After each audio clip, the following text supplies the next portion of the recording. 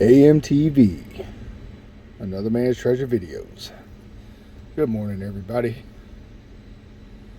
It is super early in the morning. I just forced down an entire cup of coffee. I'm groggy. I'm tired. But I've been meaning to make this video, and I just haven't got around to it. I was hammering YouTube really hard there for a while, and it's a lot of work, so took a tiny little break, a couple days off, and excuse me, in that break I did something special. Now I got some of my silver stack laid out here just to kind of show you guys. We got a roll of dimes here. There's all silver and some different assorted stuff here. You got some silver proofs. These are some of my favorite pieces that I have here, and then just other random stuff that I buy. Everything here I bought. I keep everything separate. Whatever I buy versus whatever I hunt. Coin roll hunting is all kept separately, and this is all trying to think of what to say and what not to say in this video, but this is all documented, so I know when, I know, for instance, you know, whatever is together, right? So if I bought these things together, which I did, then that's documented. I know what I paid for this, when, what day, what the silver spot price was for that day, and what the intentions for these particular coins are in whatever way they are. Some of them, sometimes it's like this. Maybe I bought this together and this together.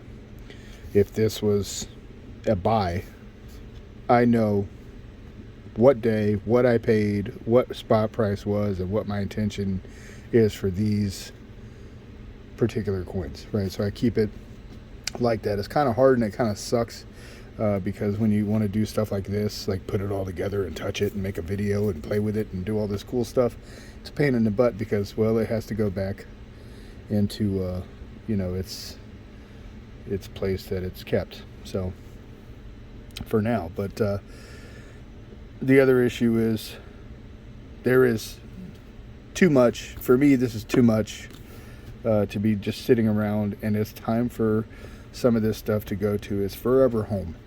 And part of that was I need to add something else to this before that happens, right? Excuse me, I just woke up, like I said. And so a big thing happened. I picked up my first piece of gold ever. I should say my first ever gold coin. Right, I've had gold before, but I've never had a gold coin. And to be completely honest with you, right now, I don't even know what the heck this is called.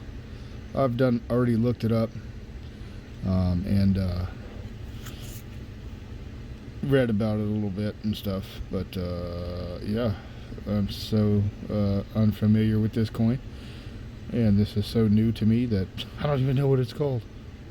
It's a $5 piece. It's 1/10 of an ounce of gold.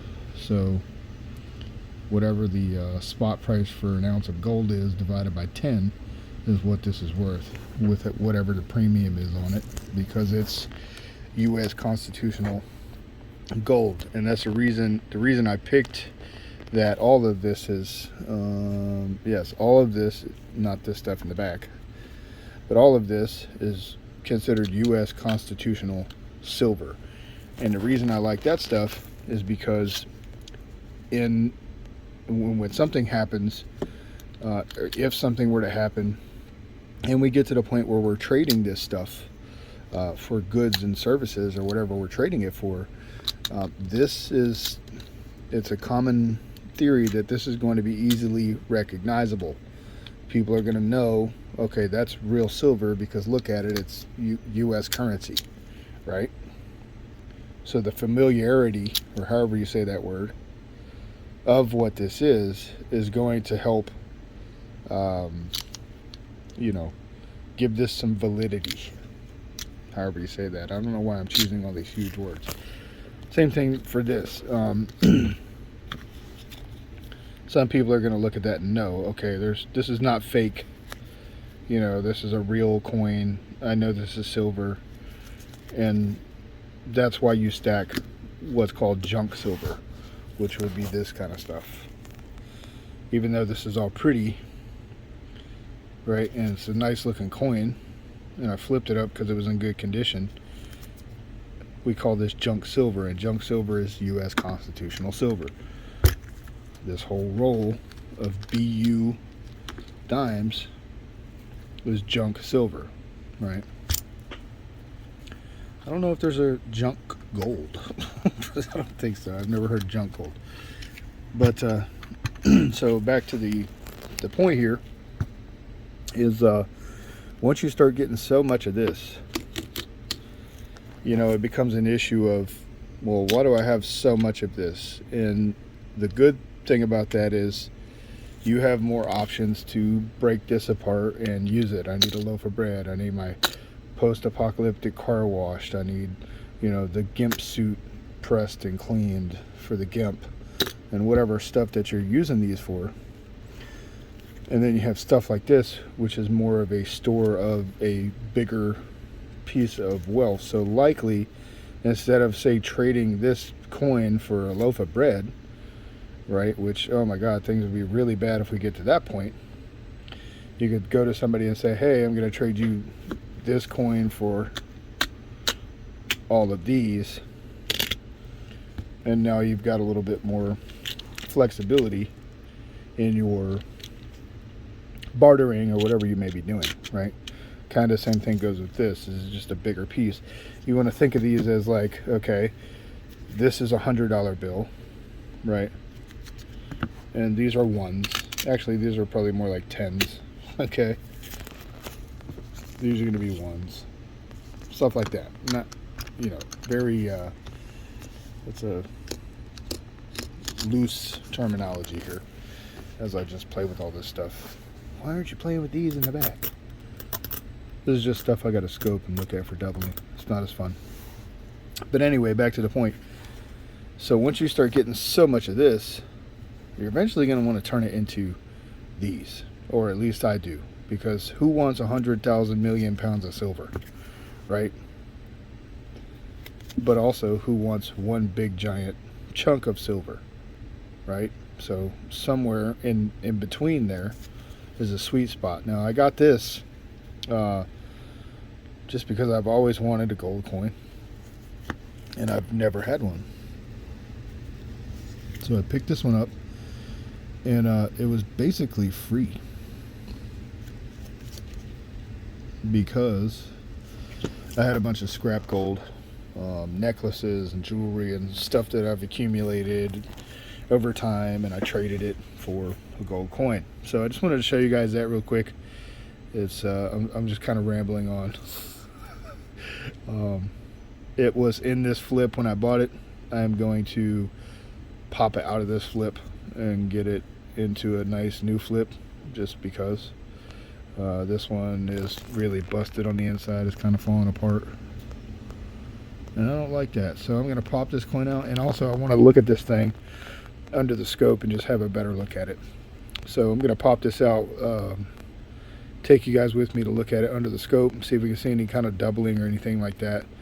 And then I'm going to reflip it up, and then all of this is going bye-bye, and I won't be able to see it anymore for a while, unless there's a family get-together or something and everybody comes out to visit. It's going bye-bye. So I'll be right back. Let me get this out of this flip. We're going to check it out under the scope. A.M.T.V. unflipping up some coins. Alright, so I got it out of the flip. 2000. I think it's probably going to be called Standing Liberty. I don't know exactly what it is. I'll look it up. 1/10 ounce. We're going to look at it under the scope. There's the stapless from the flip right there. Check this out. I found this in the parking lot last night. 1973S. Nothing special, but parking lot find. That was cool. It's got soda or something all over the other side of it. We're gonna stick this under here and have a look at it.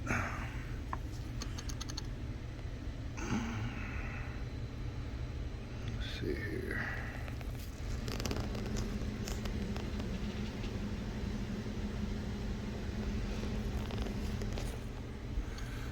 Kind of hard to do this here.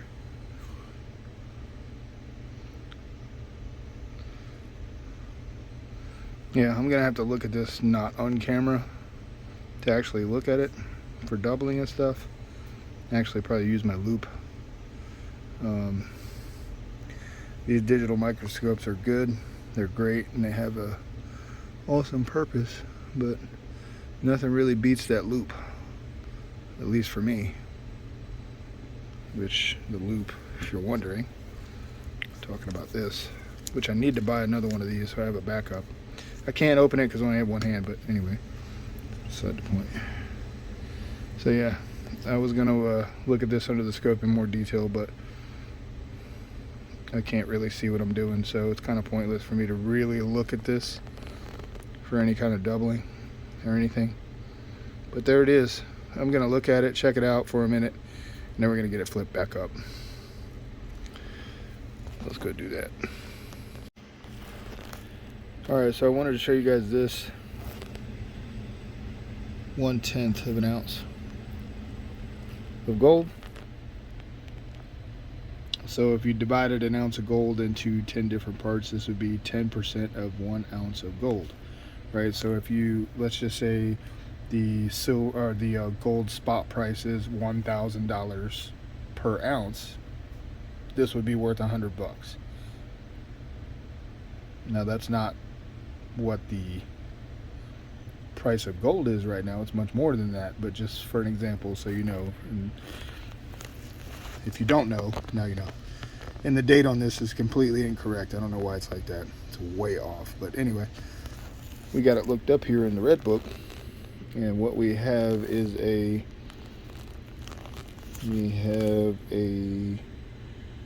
is it?